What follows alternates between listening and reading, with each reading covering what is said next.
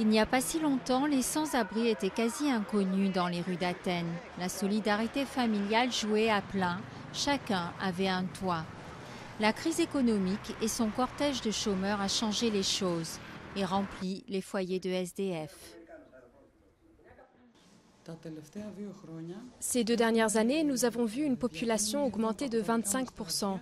Celle des gens qui n'ont pas de problème de drogue, de problèmes psychologiques, mais sont tout simplement au chômage. Du coup, ils ont perdu leur maison, ne peuvent plus payer le loyer et se retrouvent à la rue.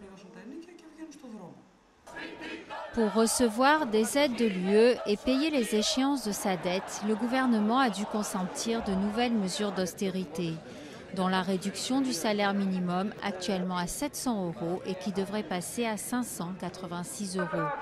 Dans la rue, on n'en peut plus. Les retraités vont-ils encore pouvoir payer les médicaments, l'État payer les salaires et les retraites? Ils nous font toucher le fond. Un peu partout, c'est désormais le système D.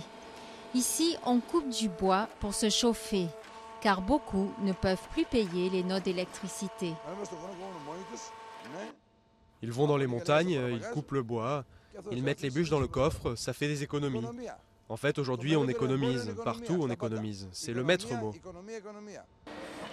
Et pourtant, la dette continue de monter. Et même avec une nouvelle aide de l'UE, il n'est pas sûr, loin de là, qu'elle revienne à des niveaux supportables. En Grèce, on n'avait pas de problème avec l'habitat. Maintenant, il y a des SDF partout. L'expérience nous montre que les mesures d'austérité budgétaire torpillent la croissance et vont finir par rendre les choses encore pires.